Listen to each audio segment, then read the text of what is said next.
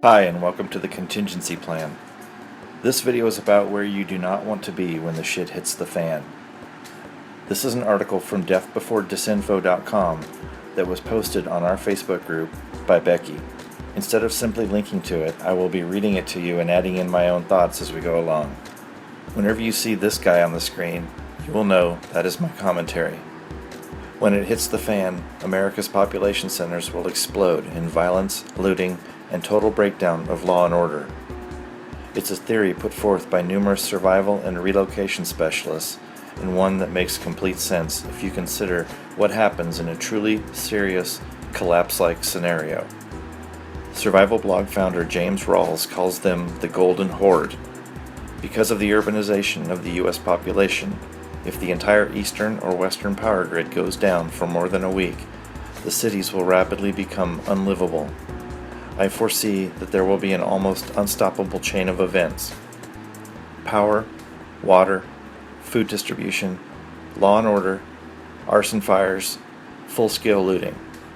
I would also include rape and murder as part of this chain. Unfortunately, that will happen in large numbers. In his recent documentary, Strategic Relocation, retreat expert Joel Skousen echoes Rawls' warnings. This is something that I mentioned in a previous video. The number one threat that I concentrate on, it's not terrorism, it's not natural disaster, it's not even government or war. The major threat is population density.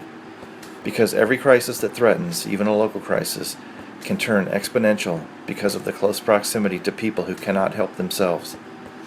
Even good people panic in a crisis. So where should you be when it happens? To find the answer, let's consider where you shouldn't be.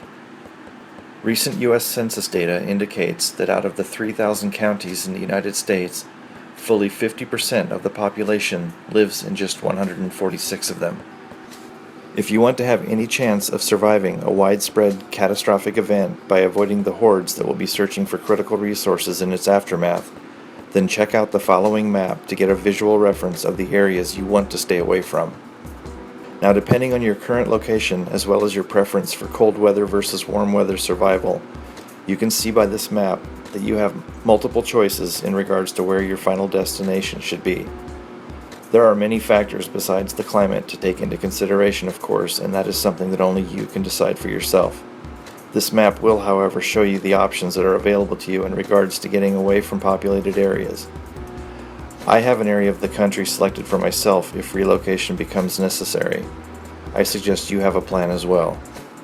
Keep in mind, however, that any travel at all during such an event will in itself be extremely dangerous. When considering your retreat locations or emergency evacuation routes, be familiar with the population densities of the area you're headed to, as well as those counties in your immediate vicinity. He failed to mention population densities along the entire route to your destination. You may want to alter the route itself to avoid major thoroughfares and large cities altogether. This could add considerable time and distance to your trip, so you will have to weigh this versus coming into contact with lots of desperate and therefore dangerous people.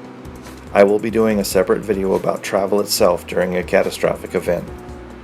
In his book Patriots, James Rawls specifically points out that Highway 80 running through California will be one of the busiest evacuation routes in the country as millions of people pour out of major cities to flee disaster or in search of food. So no matter where you are located, consider your proximity to high traffic thoroughfares going in and out of the city. During Hurricane Rita, which hit Houston several years ago, every major pipeline out of the city was jammed for hundreds of miles. Interstate 45 from Houston to Dallas was bumper-to-bumper traffic. Normally a 4-hour trip, those who didn't evacuate in time were stuck on the highway without food, gas, sanitation, or potable water for upwards of 15 hours. This is why Joel Skousen suggests that those looking for strategic retreat locations or homes outside of major cities consider highway proximity. Be at least 5 to 7 miles away from any major thoroughfare, which is generally outside the range people want to venture off familiar roads, and far enough away to make any walkers too tired to attempt the trip without ample clean water and food. This is where a program such as Google Earth could come in very handy. Use it in the area you decide to head to in order to find a location a good distance off any major thoroughfares with running water nearby, such as a creek or a river. If you have no choice but to be in a major metro area during a serious emergency situation, consider strategies that can help you remain sustainable in the city even in the midst of panic. One thing the author does not mention that you may want to consider is not hitting the road too soon after an event takes place. Have enough supplies at your residence to survive long enough to avoid dealing with the masses. This may take 2 to 4 weeks of staying put before you head to whatever location you have chosen to move to. If you are in a suburban area already, you may choose to stay where you are. If you are in an urban area, your best bet may be to relocate once the initial panic subsides. Thank you for taking the time to watch this video, and as always, please feel free to join us on our Facebook page at the link below in the description.